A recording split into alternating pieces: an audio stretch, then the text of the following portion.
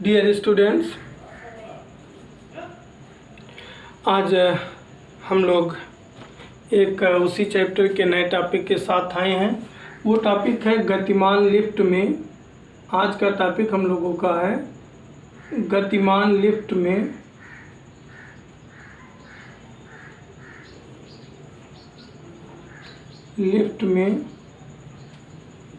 व्यक्ति का आभासी भार।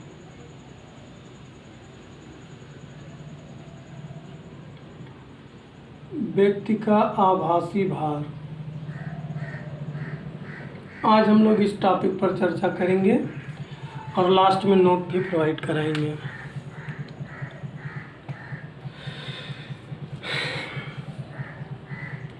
तो देखो, पहले हम आभासी भार, देखो हेडिंग जरा देखो। हेडिंग हम लोगों का है गतिमान लिफ्ट में व्यक्ति का आभासी भार। ठीक है, हेडिंग क्या है हम लोगों का? गतिमान लिफ्ट में व्यक्ति का आभासी भार।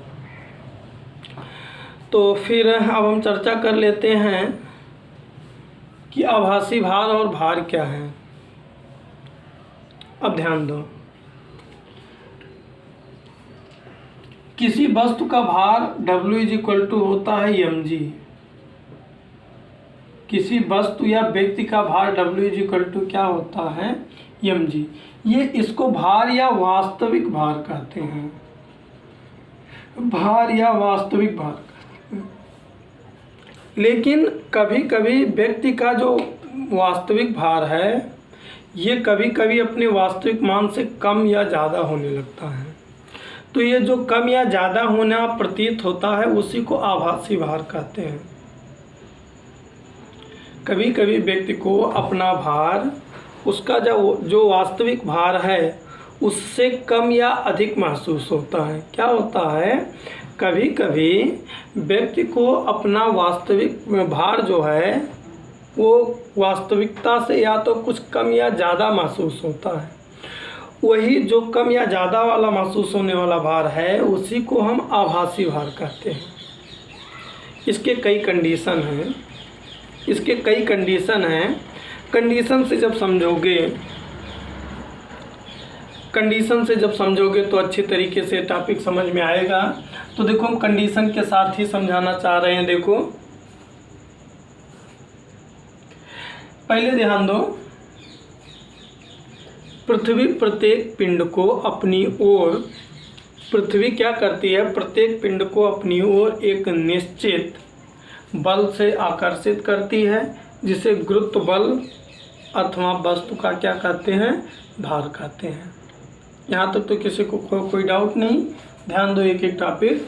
पृथ्वी क्या करती है? प्रत्येक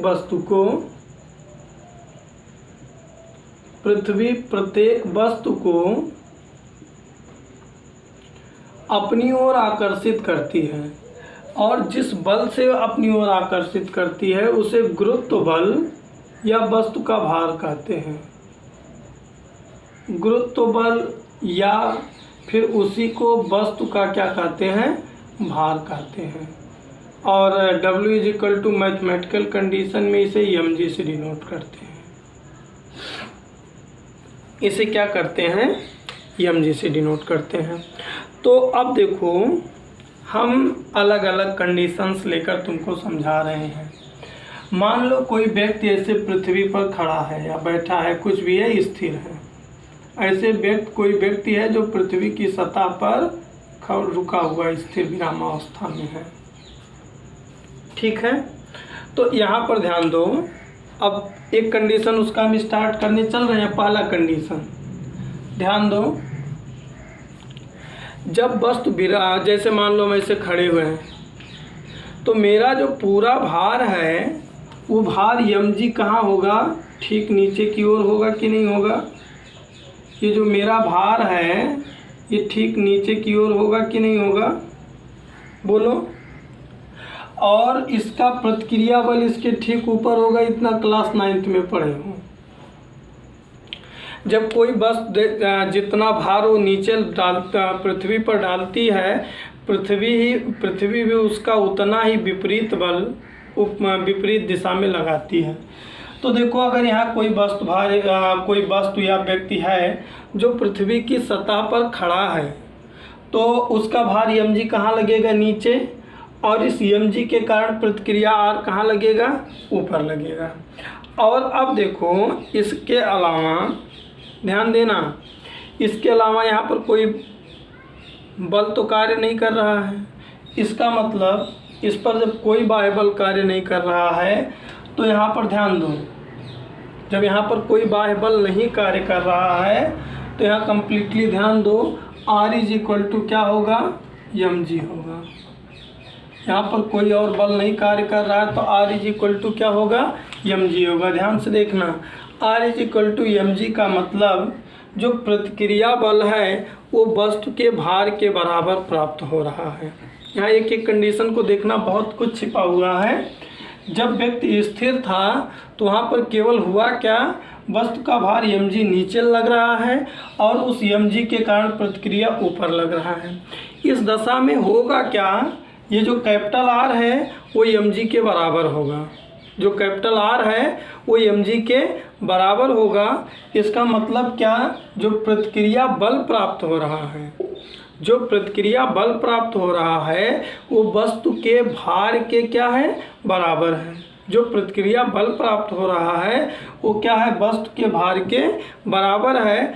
और जब वस्तु के भार के बराबर प्रतिक्रिया प्राप्त होता है तो वस्तु का या व्यक्ति का आभासी भार जो होता है, व्यक्ति का जो आभासी भार होता है वह आभासी भार वस्तु के या व्यक्ति के वास्तविक भार के बराबर होता है।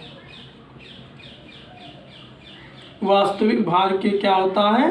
बराबर होता है। इसका मतलब क्या हुआ?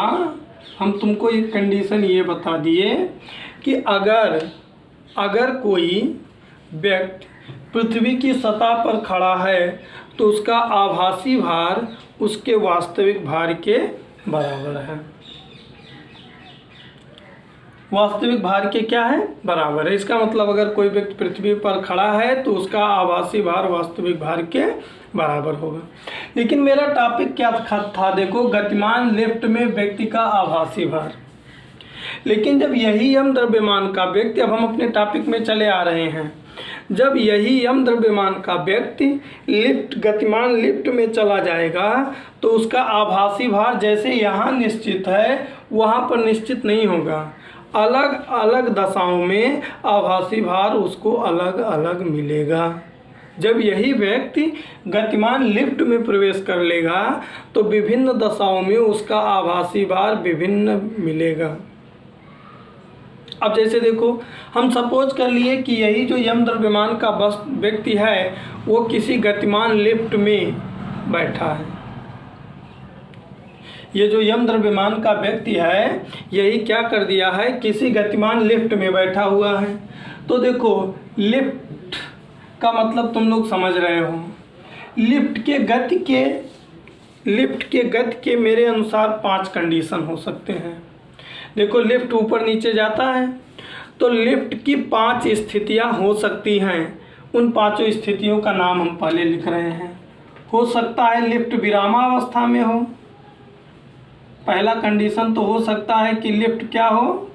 लिफ्ट विरामावस्था में हो, पहला काम।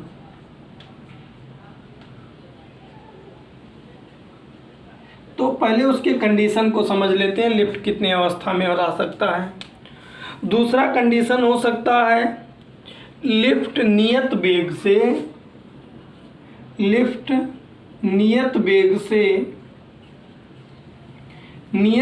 से या तो ऊपर जा रहा हो या फिर नीचे जा रहा हो।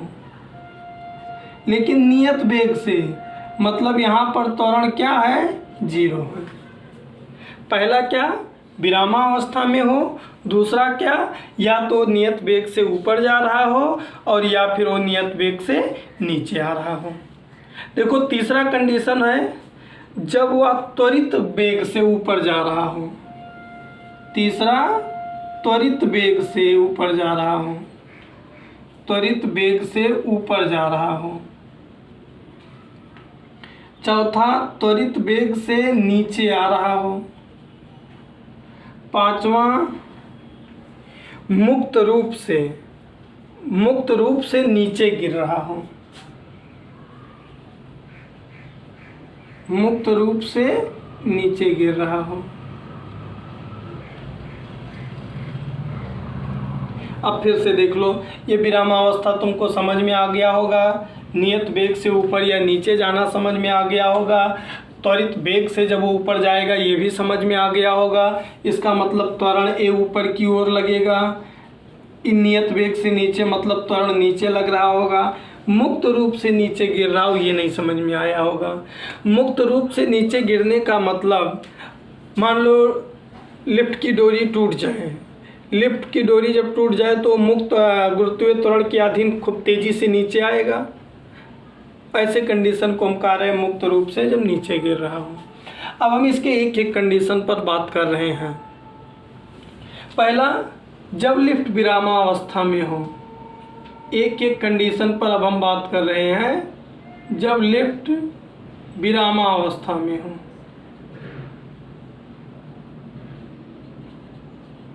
अब देखो हम समझा दे रहे हैं, नोट अभी देंगे तुम लोगों को समझ में आ जाएगा।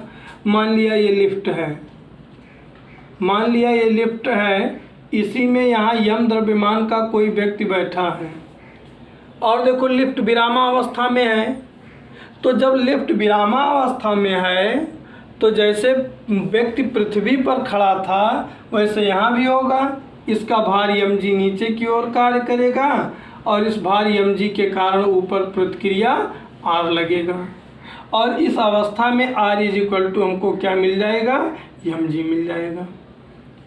r इज इक्वल टू क्या मिल जाएगा, mg मिल जाएगा। बोलो, लिफ्ट विरामावस्था में होने का मतलब जैसे व्यक्ति पृथ्वी पर खड़ा था वैसे वहाँ भी है। अर्थात ये कोई मान लो लिफ्ट है तो लिफ्ट में विरामावस्था में है, उसमें कोई व्यक्ति बैठा है, उस व्यक्ति का भार mg नीचे की ओर कार्य कर रहा है, उस mg के कारण प्रतिक्रिया r ऊपर कर रहा है। ऐसी दशा में r is equal to mg होगा। इसका मतलब ये कि जो प्रतिक्रिया बल है वो वस्तु के भार के बराबर है। ऐसी दशा में क्या होगा, आभासी भार वास्तविक भार के बराबर होगा। आभासी भार वास्तविक भार के, बाई चांस 3 कंडीशन हुए, तीनों में बराबर आ गया तो कंफ्यूज मत होना। वास्तविक भार के क्या होगा, बराबर होगा। अभी यहाँ से बदलाव आने जा रहा है। इसका मतलब जब लिफ्ट विरामावस्था में होगा तो व्यक्ति का भार, वास्तविक भार, आभासी भार दोनों क्या होंगे। देखो हम तीसरा कंडीशन क्या लिखवाए हैं, जब नियत वेग से, यहाँ भी बाई चांस अभी बराबर तुम लोगों को मिल जाएगा। दूसरा कंडीशन क्या है, जब कण लिफ्ट नियत वेग से ऊपर जा रहा हो या नीचे जा रहा हो। दूसरा कंडीशन समझ लो, ये देखो लिफ्ट है ना, ये लिफ्ट है, ये नियत, इसमें कोई व्यक्ति बैठा है, ये लिफ्ट नियत वेग से ऊपर जा रहा है। किस वेग से, नियत वेग से। तो हम तुमको ये बताए हैं जब नियत वेग से जाएगा तो त्वरण ए क्या होगा, 0 होगा। तो जब त्वरण 0 होगा तो इस पर कोई बल ही नहीं लगेगा। r is equal to mg नीचे लगेगा और mg के कारण r ऊपर लगेगा। और अगर यही नीचे भी जाता तो भी यही नियत वेग से नीचे जा रहा है तो भी त्वरण 0, यानी r इज इक्वल टू क्या, mg। इसका मतलब जब लिफ्ट नियत वेग से ऊपर अथवा नीचे जाएगा तब भी उसका वास्तविक भार, आभासी भार दोनों क्या होगा, बराबर होगा। देखो लिफ्ट के 2 कंडीशन हो गए। पहला कंडीशन हो गया जब लिफ्ट स्थिर हो। जब लिफ्ट स्थिर होगा तो केवल mg नीचे, उसके कारण r ऊपर लगेगा और वैसे कंडीशन में आभासी भार वास्तविक भार के बराबर होगा। जब लिफ्ट नियत वेग से ऊपर या नीचे जाएगा तो भी उसका भार, वास्तविक भार, आभासी भार के। ये 3 कंडीशन बहुत इम्पॉर्टेंट है जो अब चर्चा हम करने चल रहे हैं। जब त्वरित वेग से ऊपर जा रहा हो। अब तीसरा कंडीशन देखो, तीसरा कंडीशन क्या है, त्वरित वेग से ऊपर जा रहा हो। ये देखो ये लिफ्ट है, इस लिफ्ट में यहाँ कोई व्यक्ति है, उसका भार mg नीचे लगेगा, इस mg के कारण प्रतिक्रिया ऊपर लगेगा, ये तो हरदम हुआ। लेकिन अब की बार कुछ अलग होने जा रहा है, त्वरित वेग से ऊपर जा रहा है, त्वरित वेग से ऊपर जा रहा है, इसका मतलब ऊपर कोई त्वरण लगेगा। देखो त्वरित वेग से ऊपर जा रहा है, इसका मतलब ऊपर की ओर एक त्वरण लगेगा, और वह हम ए सपोज कर लिए, उसको हम कितना सपोज कर लिए, ए सपोज कर लिए। अब यहाँ पर दिक्कत होगी, जब ये त्वरित वेग से ऊपर जा रहा है तो इसमें त्वरण लगेगा, वह त्वरण कितना होगा, ए होगा। त्वरण के कारण बाह्य बल लगेगा, वह बल कितना होगा, यम ए होगा। अब यह यम ए कितना होगा ये चेक करना है। यह बल F = यम ए कितना होगा ये चेक करने के लिए ये इन दोनों के डिफरेंस के बराबर होगा। यह इन दोनों के डिफरेंस के बराबर होगा। तो देखो बराबर कैसे होगा, यानी इस पर लगने वाला बल F = अब देखो ये ऊपर जा रहा है ना, तो ये ज़रूरी है R बड़ा होगा तभी ये ऊपर जाएगा, mg छोटा होगा क्योंकि ऊपर वाला बल ज़्यादा होना चाहिए। तो इस पर लगने वाला नेट बल F = होगा R - mg। R माइनस क्या होगा, तो यहाँ R ना मानकर अब की R1 मान लो। ध्यान दो, तो हर बार अब तक जो दो कंडीशन हुए वहाँ बल का कोई चर्चा ही नहीं हुआ, यहाँ भी बल आया है केवल, और ये बल इसलिए आया है क्योंकि त्वरण ऊपर लगने लगा। तो देखो अब यहाँ हम प्रतिक्रिया R1 मान रहे हैं। ये देखो वस्तु ऊपर, व्यक्ति ऊपर जा रहा है, इसका मतलब ऊपर वाला बल प्रभावी है। ऊपर R1 है, नीचे mg है, यानी R1 ज़्यादा होगा, mg कम होगा। देखो R1 - mg। ये बल F = तुम लोग यहाँ यम ए निकाले हो, तो F को हम यम ए लिख सकते हैं, यम ए R1 - mg। अगर हम mg को इधर भेज दें तो प्लस हो जाएगा, R1 = यम कॉमन लेने a + g। अभी तक देखो R कितना लग रहा था, mg लग रहा था, लेकिन R1 कितना लग रहा है, यम a + g। R से ज़्यादा है ना, R से ज़्यादा है ना। देखो प्रतिक्रिया बल अब की ज़्यादा मिल रहा है, हर बार mg मिल रहा था प्रतिक्रिया, अब की बार प्रतिक्रिया यम ब्रैकेट a + g मिल रहा है। इसका मतलब अब की बार प्रतिक्रिया बल क्या मिल रहा है, हर अवस्था से ज़्यादा मिल रहा है। इसका मतलब अब की बार आभासी भार वास्तविक भार से अधिक होगा। क्या होगा, अधिक होगा। इसका मतलब अगर लिफ्ट त्वरित गति करते हुए ऊपर जाए तो व्यक्ति को अपना आभासी भार अधिक महसूस होगा। अब इसी का उल्टा कर लो, जब ये नीचे आएगा, तो ये त्वरण ए नीचे काम करेगा, तो ये mg बड़ा होना चाहिए। इस कंडीशन में R2 मान ले रहे हैं, तो mg बड़ा होना चाहिए, तो यहाँ लिख देंगे mg - R2। अब R2 को, अब देखो, अब यहाँ पर ध्यान दो, R2 को इधर लाए प्लस हो गया, और ये mg - F का मतलब क्या, यम ए, यम कॉमन ले लिए। अब की बार देखो g - a मिल रहा है, R2 = g - a मिल रहा है। सामान्य अवस्था में प्रतिक्रिया mg होता है, और यहाँ R2 क्या मिल रहा है, mg - a। इसका मतलब ये इससे छोटा है, ये वाला इससे क्या है, छोटा है। इसका मतलब प्रतिक्रिया क्या मिल रहा है, कम मिल रहा है। तो आभासी भार वास्तविक भार से क्या होगा, कम होगा। इसका मतलब जब लिफ्ट त्वरित वेग से ऊपर जाएगा तो आभासी भार अधिक होगा, और जब त्वरित वेग से वो नीचे आएगा तो आभासी भार क्या हो जाएगा, कम हो जाएगा। इस तरीके से अब इसके नोट को तुम लोग को अभी हम दे रहे हैं, एक बार दो बार वीडियो को देखना, नोट को समझना, और कोई कन्फ्यूजन होगा तो उसको पूछना, देखा जाएगा।